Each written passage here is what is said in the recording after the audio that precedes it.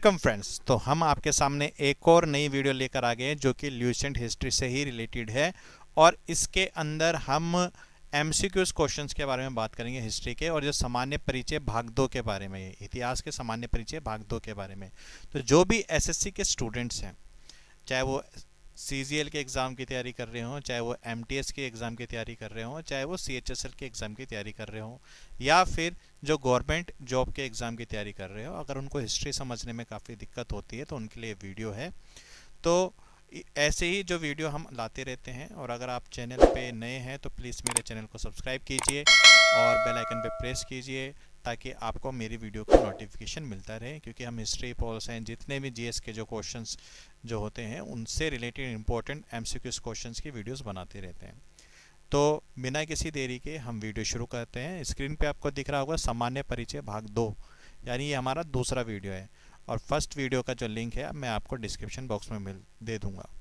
तो अगर हम बात करें तो ये पहला क्वेश्चन है हमारा, कार्ल मार्क्स ने वर्ग संघर्ष की प्रक्रिया को निम्नलिखित में से किस सिद्धांत की मदद से समझाया।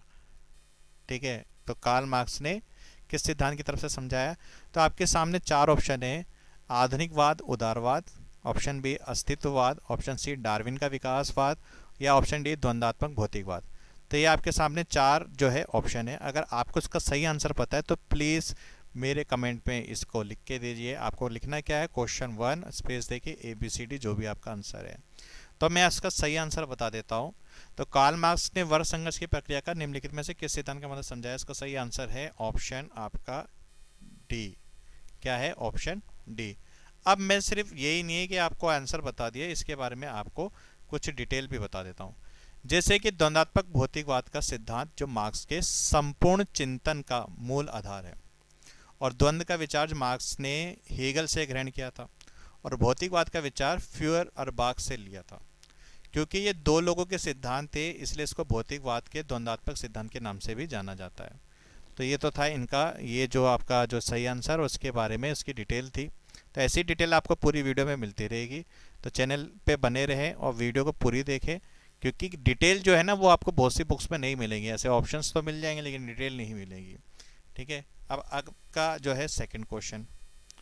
अब इस सेकंड क्वेश्चन के बारे में अगर हम बात करें, ठीक है, तो ये क्वेश्चन है हमारा, इतिहास विगत की राजनीति है, ये कथन किसका है। इतिहास विगत की राजधानी है, कथन किसका है। आपके सामने चार ऑप्शन है। अब ये चार ऑप्शन जो है वो है स्टब्स और कार्लाइल, सीले और ट्रेविलियन। अगर आपको इसका आंसर पता है तो प्लीज़ मेरे कमेंट में बताइए। क्वेश्चन 2 लिख के स्पेस देखिए, ABCD जो आपका आंसर है वो लिखें। तो इसका सही आंसर मैं आपको बता देता हूँ। सही आंसर जो है वो है हमारा सीले। क्या है, सीले। अब सीले के बारे में कुछ डिटेल बताता हूँ। ठीक है, डिटेल को आपने ध्यान से देखना है। तो डिटेल आप इतिहास और राजनीति विज्ञान के बीच संबंध की अगर बात करें तो स्वर्गीय सर जॉन सीले द्वारा कहा गया था। देखो, आपको अगर क्वेश्चन आ जाए भाई सीले का पूरा नाम क्या था, तो ये भी आ जाएगा सर जॉन सीले। और इसने इतिहास के बिना राजनीति का कोई मूल नहीं है, और राजनीति के बिना इतिहास का कोई फल नहीं है, ये कथन भी इन्होंने ही कहा था। देखो क्या था कि इतिहास के बिना राजनीति नहीं है, और राजनीति के बिना इतिहास का कोई फल नहीं है, ये जो है जॉन सीले ने कहा था। अब जॉन सीले है कौन। तो जॉन सीले एक निबंधकार थे, राजनीतिक थे और इतिहासकार थे। इनका जो जन्म है 1834 में लंदन में हुआ था। ठीक है, तो इतनी डिटेल मैंने आपको इसके बारे में बताई। तो ऐसी भी डिटेल्स मिलती रहेगी, चैनल पे बने रहे। अब मैं आपको तीसरे क्वेश्चन की तरफ ले जाता हूँ। ठीक है, ये तीसरा क्वेश्चन काफ़ी खास क्वेश्चन में से एक है। तो दोस्तों, अगर आप हिस्ट्री पे काफ़ी रुचिगर हैं तो मैं आपको ये बता दूं कि हिस्ट्री के लिए आपको रीडिंग की हैबिट थोड़ी बढ़ानी पड़ेगी। ठीक है, हिस्ट्री के लिए आपको रीडिंग की हैबिट बढ़ानी पड़ेगी। और आप जब हिस्ट्री के पढ़ते हैं तो उससे रिलेटेड डॉक्यूमेंट्रीज भी थोड़ी बहुत देखें, जिससे आपको काफ़ी हेल्पफुल मिलती है। ठीक है, और आप ये सोचिए कि वो डॉक्यूमेंट्री से मेरे को काफ़ी फ़ायदा होगा, मेरा एग्ज़ाम क्रैक हो जाएगा, सारी चीज़ें। मेन चीज़ है ना, देखो डॉक्यूमेंट्री देखने का जब भी आपके पास काम टाइम हो, जैसे आप फ्रीली हो, आप ये देखो उसमें भी स्टडी वाला पॉइंट देख लेते हैं। एक तो एंटरटेनमेंट भी हो जाता है थोड़ा, और दूसरी बात है उससे विजुअलाइजेशन बढ़ जाता है। विजुअलाइजेशन बहुत ज़रूरी है। ठीक है, ऐसे कोई भी डॉक्यूमेंट्री ना देखे, मतलब जो विश्वसनीय डॉक्यूमेंट्री हो वही देखें। अब हम बात करते हैं अपने अगले क्वेश्चंस के बारे में। तो किस इतिहास दर्शन शास्त्री ने कहा था कि समस्त इतिहास समकालीन इतिहास है? तो इसका आंसर जो है, आंसर के लिए आपके पास सामने चार ऑप्शन दे रखे हैं। तो चार ऑप्शन में से जो है आपके वो है, एक option A Giambattista Vico, option B Benedetto Croce, option C Oswald Spengler, option D Auguste Comte. तो आपको इसका कौन सा आंसर सही लगता है वो आप मेरे को बताइए, क्योंकि हमारे पास चार ऑप्शन है। आपने करना है क्या, कमेंट पे लिखना है क्वेश्चन 3 स्पेस देके ए बी सी डी। अब ये A B C D space देके आपने लिखना है। तो अगर आपको आंसर जानना है तो मैं आपको आंसर बता देता हूँ। इसका जो सही आंसर है वो है हमारा बेंडिटो क्रोचे। बेंडिटो क्रोचे यानी ऑप्शन बी इसका सही आंसर है। अब बेंडिटो क्रोचे के बारे में मैं कुछ चीज़ें भी बता देता हूँ। तो ये पहली बात तो इतालवी दार्शनिक थे बेंडिटो क्रोचे। उन्होंने एक बार कहा था कि सभी इतिहास समकालीन इतिहास है और समकालीन पूर्वाग्रह के दृष्टिकोण से लिखा गया है। उन्होंने कहा है कि समकालीन इतिहास आमतौर पर एक निकट और संदर्भित करता है, और वास्तविकता में समकालीन इतिहास वह होता है जो उस समय शुरू होता है। जब मैं एक क्या करता हूँ या वास्तविकता के बारे में जब कोई चीज़ बताता है तो वह इतिहास के बारे में ही बात हो रही होती है, और समकालीन इतिहास में सीमाओं के भीतर ही के बारे में ही बात हो रही होती है। अब बात करें कि इसके विपरीत जिस इतिहास में गैर समकालीन या पिछले इतिहास के रूप में परिभाषित किया जाता है वे वही है जिसे हम स्वयं सामने पाते हैं। देखो आज जो हम जीवन जी रहे हैं वो आगे जाके क्या हो जाएगा, इतिहास हो जाएगा। ठीक है, तो इतिहास जो पहले ही पूरी तरह से बना हुआ है और कुछ अर्थों में जिसे हम अलग नहीं कर सकते। जैसे आज जो भी दिन घटा, जो भी घटनाएं घटी है वो आने वाले टाइम पर इतिहास बन जाएगा, क्योंकि ये पहले से ही बना हुआ है, इसको बदला नहीं जा सकता। ठीक है, यानी जो आज हो गया या जो कोई घटना घटी है उसको बदल नहीं सकते। तो ये थे बेंडिटो क्रोचे के जो है कुछ विचार थे। अब हम बात करते हैं अपने अगले क्वेश्चन के बारे में। किसके अगले क्वेश्चन के बारे में, टूल बॉक्स हटाता हूँ। अब ये हो गया आपका अगला क्वेश्चन, क्वेश्चन नंबर 4। अब क्वेश्चन नंबर 4 के लिए आपको एक क्वेश्चन है आपके सामने, इतिहास एवं वर्तमान के बीच अंतर्निहित वार्ता है, ये किसने कहा? ठीक है, तो इसके बारे में आपको, इसके आपके चार ऑप्शन है। एक तो है ई एच कार, और दूसरा है चार्ल्स फर्थ, और तीसरा है कार्ल मार्कस, और डी है वी ए स्मिथ। तो आपको इसका कौन सा आंसर लगता है वो मुझे कमेंट करके बताइए।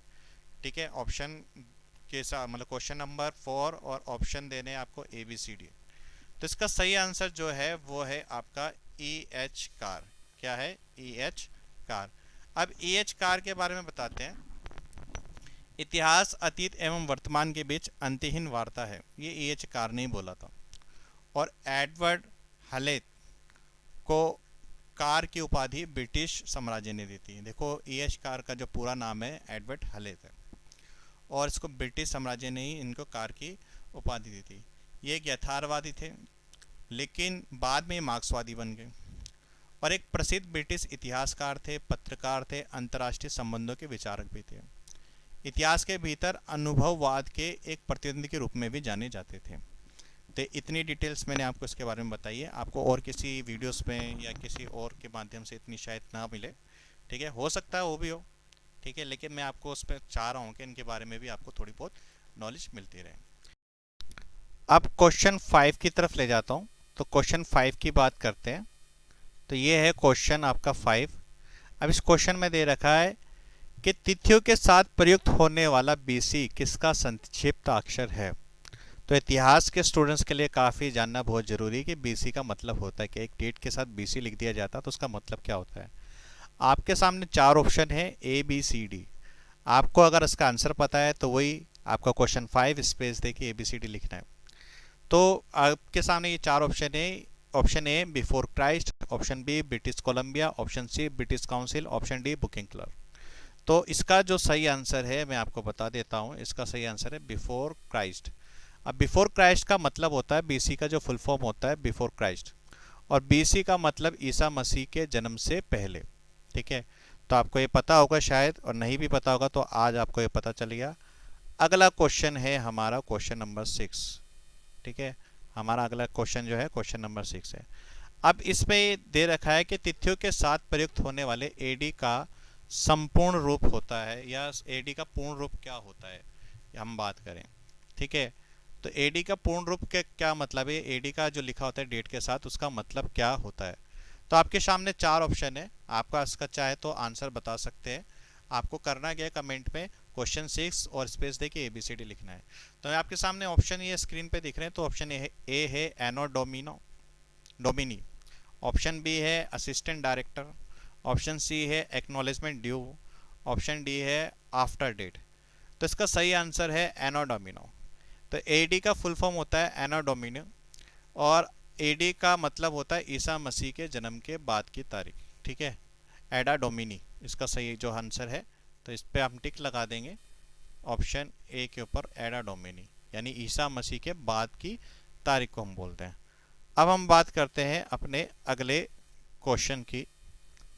ठीक है, तो वर्ष 50 ईसा पूर्व, ठीक है, इससे क्या मतलब है, वर्ष 50 ईसा पूर्व से क्या मतलब है। तो इसका जो सही आंसर है वो आपका है, अच्छा ऑप्शंस तो बता ही दूं। ऑप्शन ए है आपका वर्ष 150 ईसा पूर्व के पहले आता है, और ऑप्शन बी है 150 ईसा पूर्व के बाद आता है, ऑप्शन सी है जिस वर्ष में वर्ष 150 ईसा पूर्व आता है, ऑप्शन डी जिस दशक में वर्षा 150 पूर्व आता है। तो इसका सही ऑप्शन जो है वो आपका बी है। क्या है, बी। ये तो आपको सबको ही पता होगा, इसमें करने की कोई ज़्यादा डिटेल की कोई ज़रूरत नहीं होती। ठीक है, अगला क्वेश्चन आपका ये इस वीडियो का आखिरी क्वेश्चन है। ठीक है, वर्ष 1015 ईस्वी किस शताब्दी में आता है। ठीक है, तो इसके आपके 4 ऑप्शन दे रखे हैं, और 4 ऑप्शन जो है वो कौन से हैं, वो है ये 10वीं शताब्दी ईसा पूर्व में, 10वीं शताब्दी ईस्वी में, 11वीं शताब्दी ईस्वी पूर्व में, और 11वीं शताब्दी ईस्वी में। तो इसका सही आंसर जो है आपका ऑप्शन जो है आपका ऑप्शन डी है, क्योंकि वर्ष 1001 ईस्वी से आगे का समय 11वीं शताब्दी ईस्वी में आता है। ठीक है, आपको मैं बता दूं, जैसे कि फॉर एग्जांपल ये 1015 लिख रहा है ना। ठीक है, शुरू से लिख देता हूं मैं, शुरू से लिख देता हूं। जैसे 1015 लिखा है, अब ये कौन सी शताब्दी है ये बता रहा है। तो यहाँ पे आप फोकस करेंगे 10। आपने देखो छोटे माँ बाप वगैरह बच्चों से पूछा होगा कि भैया ये 10 में 10 का हो गया है, 11वीं में लग रहा है, तो यानी 10 यानी 10वीं शताब्दी हो चुकी है। अब ये 10 के बाद एक भी बढ़ जाता है ना, ठीक है, यानी 1001 भी बढ़ जाता है, तो इसका मतलब क्या हो गया, अब ये 11वीं शताब्दी में चल गया, यानी 10वीं शताब्दी खत्म हो चुकी है। तो इस हिसाब से जो 10वीं शताब्दी खत्म हो गया और ये 11वीं शताब्दी में हो गया, तो इसलिए इसका आंसर जो है वो आपका डी है। तो कैसी लगी वीडियो कमेंट करके बताइए, लाइक कीजिए, शेयर कीजिए, सब्सक्राइब कीजिए। आज के लिए बस इतना ही। अब हम मिलेंगे आपको भाग 3 की वीडियो में प्राचीन इतिहास के। तो हमारे इस चैनल पे बने रहें और नोटिफिकेशन प्राप्त करने के लिए वीडियो को सब्सक्राइब जरूर कीजिए।